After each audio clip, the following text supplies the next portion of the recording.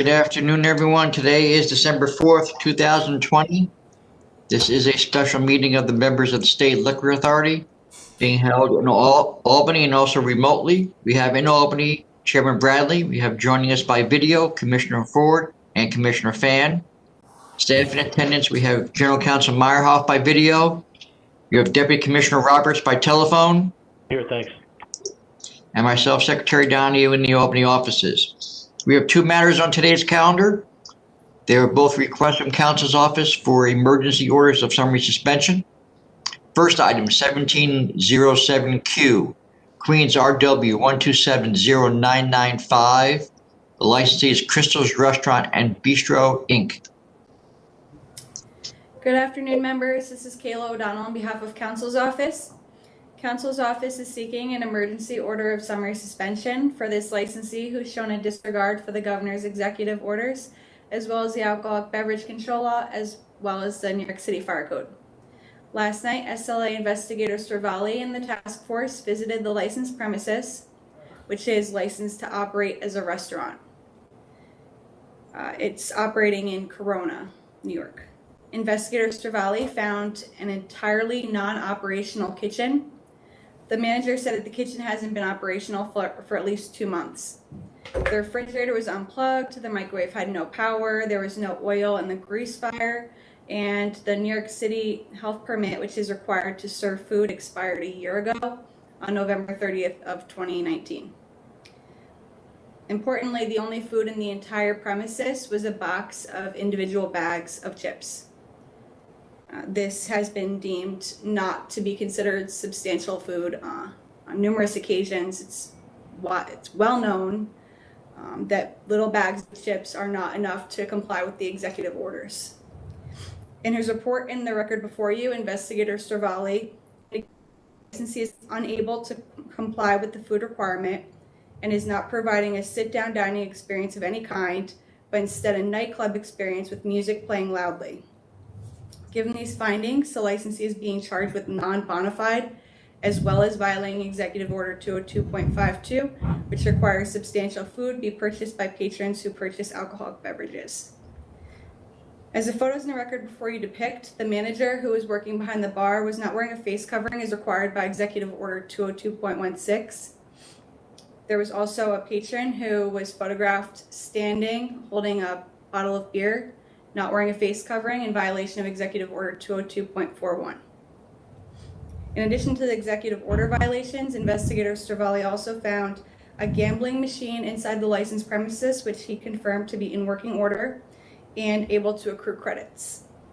That is in violation of the alcohol beverage control law.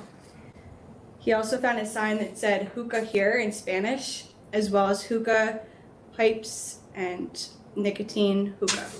The licensee does not have a permit to sell hookah, and nicotine hookah is illegal to sell even if they did have a permit. Investigator Cervalli also found fire code violations such as defective emergency exit lights, unmounted and uninspected fire extinguishers, illegal door hardware, and a missing switch plate cover. Finally, I'll just note for the record that the license was issued on September 20th of 2013. As for adverse history, the licensee was charged with prohibited hours consumption on March 5th, 2017. The licensee defaulted in that case, and a fine was assessed. The fact that the only food in the entire premises is a bag of chips, which has repeatedly been told is not considered substantial food, it shows that the licensee isn't even trying to comply with the executive orders. Additionally, given that even the manager wasn't wearing a face covering behind the bar, the licensee has also clearly disregarded the executive order on that. Since the licensee has shown an inability to comply with and a disregard of the executive orders, which were designed to prevent the spread of COVID-19, to allow the licensee to operate while the charges are limited would endanger the health, welfare, and safety of the patrons, the employees, their families, and the entire community. In consideration of them, emergency action in the form of an emergency order of summary suspension is required. Thank you. Yeah, I just want to add that this location, correct me if I'm wrong, Kayla, is in a yellow zone, is that right? That's correct. It's in a yellow zone. So while there aren't any particular yellow zone infractions, the point here, members, is that this place, which at one point I suppose was supposed to be a restaurant, isn't set up to do anything other than operate as a bar in a yellow zone, and that's a risk. Thank you. All right, with that, Commissioner Fan, do you have any questions?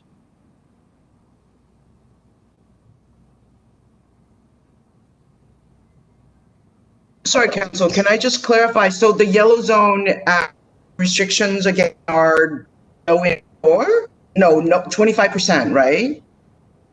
The yellow zone restrictions limit the number of people per table and still permit inside and outside service. We're not saying there's a yellow zone violation. I was just pointing out that COVID virus is spreading in that particular area more than areas of New York, and the executive orders designed to limit the spread include Just trying to avoid the bar type service, which is what we have here. okay, but the inspection is not past 10 o'clock, right? Not a curfew violation case either.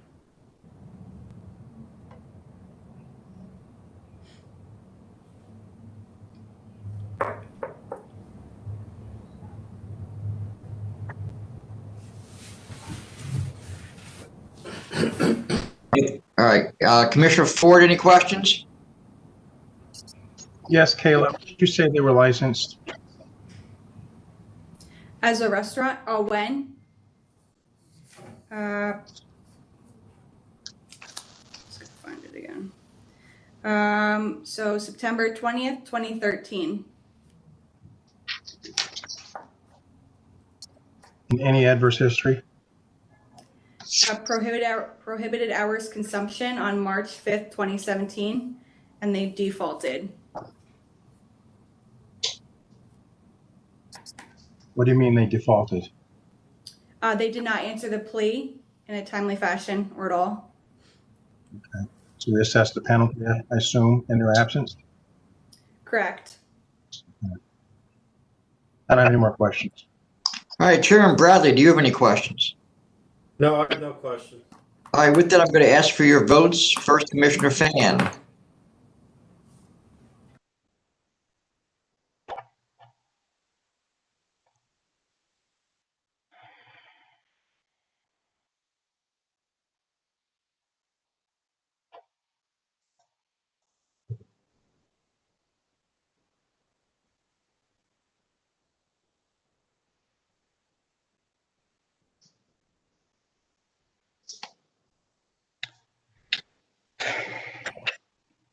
I'm sorry, I hate to do this.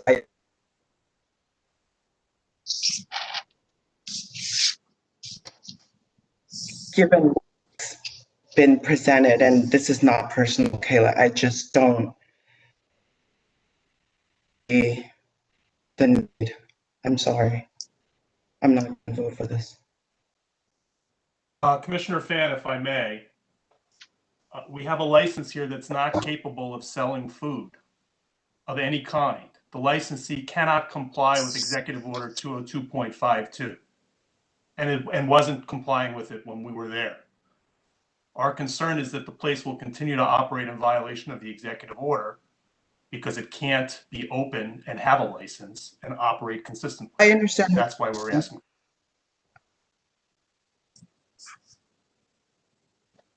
I voted. Thank you. All right, Commissioner Ford, your vote, please.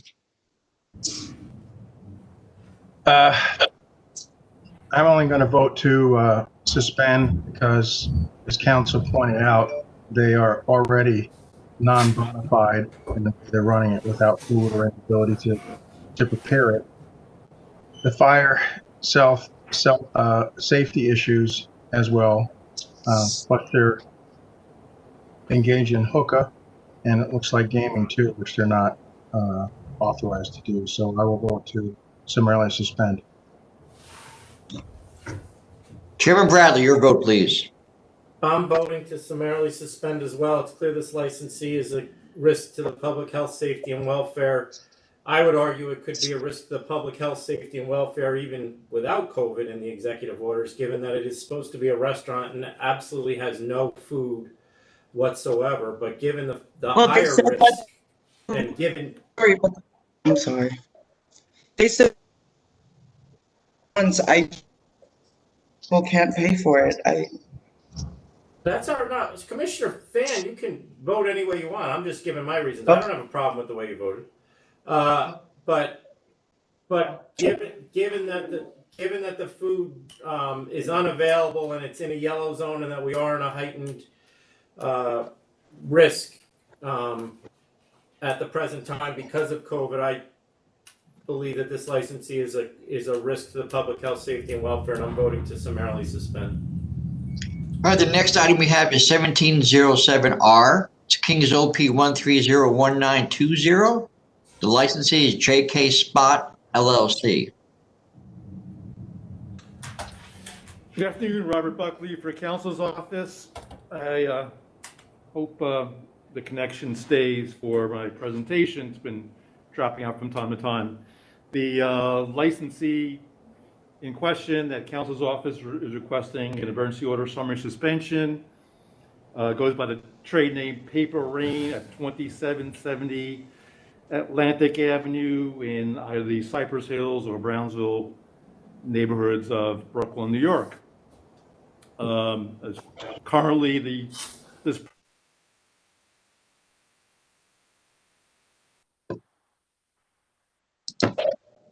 Bob, are you there? We just lost your audio and your.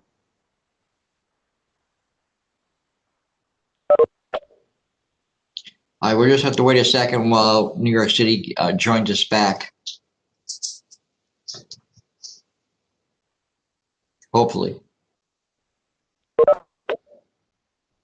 There we go. Okay, I'm back. I said my last comment was that these premises are not in a cluster zone. I will present evidence that the premises is a danger to the public health, welfare, and safety, demanding imperative action by the members of the authority.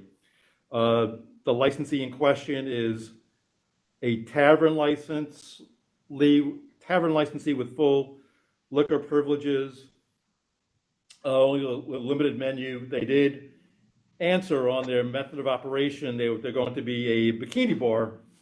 However, the question asked, are you going to have lap dancing, pole dancing? And they indicated that they're going to have bikini-clad dancers, but not topless. The license was issued September 29, 2017. There's been no prior executive order warnings. The only adverse history is use of an EBT card for payment, that the licensee was issued a letter of warning for the violation in May of 2018. The COVID task force, comprised of Investigator Stravali and members of the NYPD Vice, went to this location on the evening of Tuesday, December 1st, 2020, at approximately 9:30 p.m. based on a report from NYPD intelligence that there was a stripper party, quote unquote, occurring in progress on this past Tuesday from 6 p.m. to 12 midnight, which is obviously past the curfew time, which has sort of a vulgar double entendre advertisement. In any event, when Investigator Stravali and the rest of the team went there at approximately 9:30 p.m., the door was locked. Eventually, they did gain entry, and the immediate impression was that there was loud music being played by a DJ. And in fact, the premises was operating as a so-called bikini bar, and in that there were bikini-clad female entertainers or performers. However, it seems that some of the performers were giving lap dances in various fashions to the male patrons. There was also immediately upon entry a female who was standing at the bar, which is not permissible under the current executive orders, consuming alcohol beverage. The location has a fairly large capacity, 189 persons.